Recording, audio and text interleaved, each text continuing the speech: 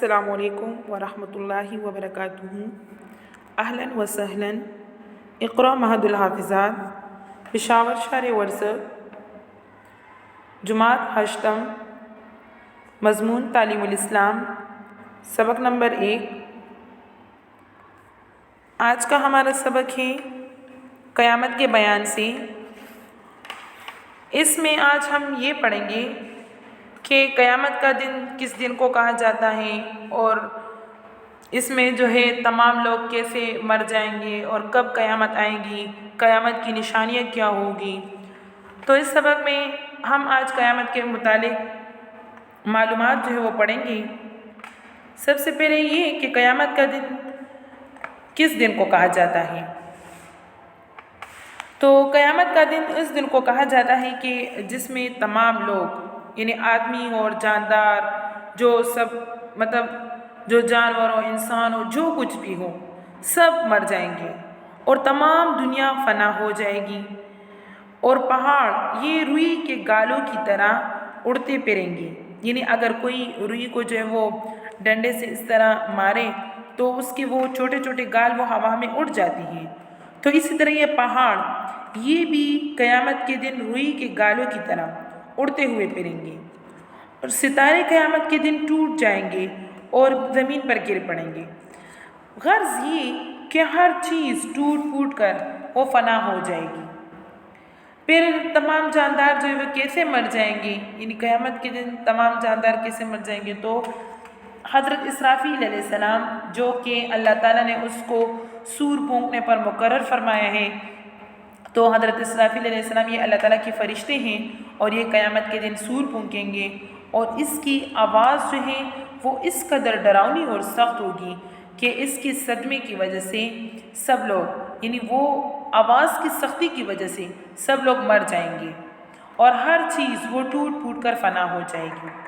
اب قیامت کب آئے گی؟ پھر قیامت کب آئے گی؟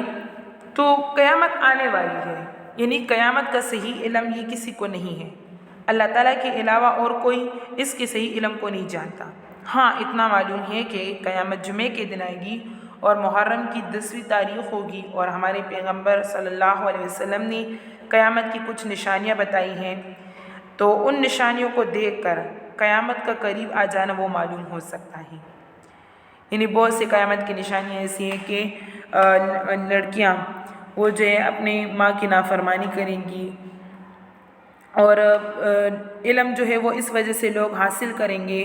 کہ صرف اس کا نام ہو، یعنی صرف نام کے لیے علم حاصل کیا جائے گا اور اس پر عمل نہیں کیا جائے گا۔ اسی طرح مختلف قسم کی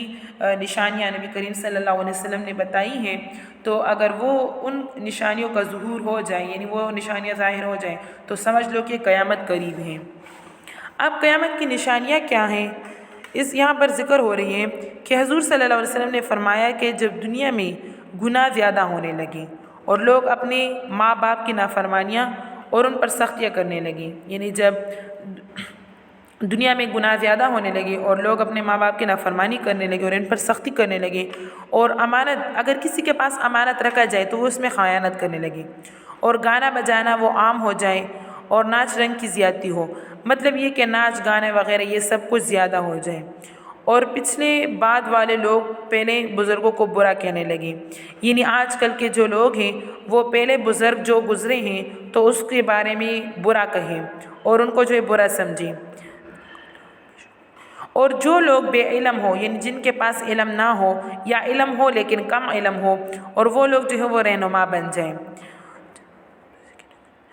اور اسی طرح چرواہے وغیرہ کم درجے کے لوگ بڑی اونچی اونچی عمارتیں بنانے لگے، یعنی ایسے لوگ جو کمتر ہو اور ان میں ایسی فراخی آ جائے کہ وہ بڑی بڑی عمارتیں بنانے لگے، اور نمبر 8 یہ ہے کہ ناقابل لوگوں کو بڑے بڑے عہدے ملنے لگے، یعنی جو کسی عہدے کا، کسی کاروبار کا، کسی جاب کا وہ قابل نہ ہو اور وہ عہدہ اسے مل جائے تو سمجھو کہ قیامت قریب آ گئی ہے۔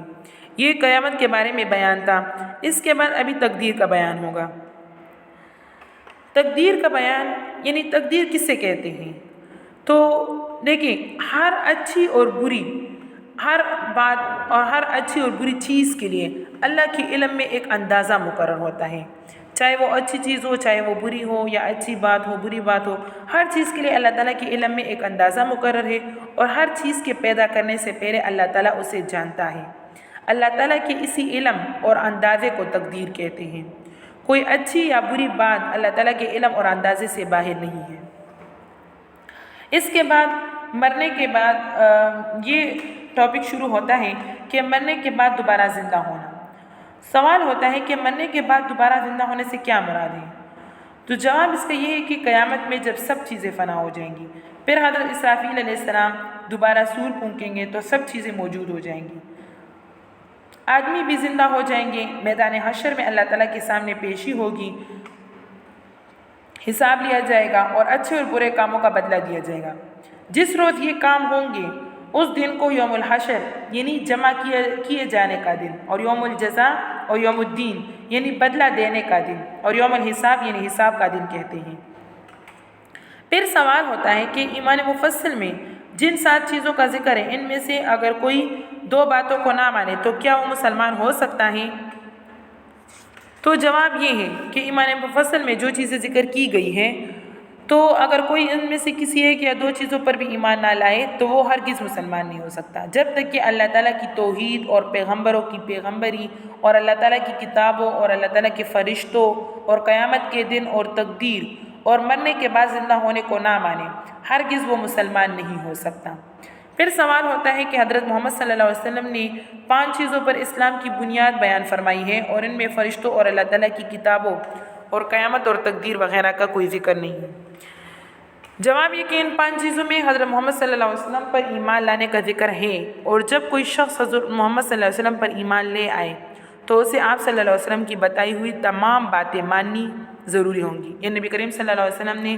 پر جو بھی ایمان لے آئے تو اس کا نبی کریم صلی اللہ علیہ وسلم کی ہر بتائی ہوئی بات کو ماننا وہ ضروری ہے اس کے لیے، اور اللہ تعالیٰ کی کتاب جو حضرت محمد صلی اللہ علیہ وسلم لائے ہیں اس پر ایمان لانا بھی ضروری ہوگا۔ یہ سب باتیں جن کا ایمان مفصل میں ذکر ہے اللہ تعالیٰ کی کتاب قرآن مجید اور محمد صلی اللہ علیہ وسلم کے بیان سے ثابت ہیں،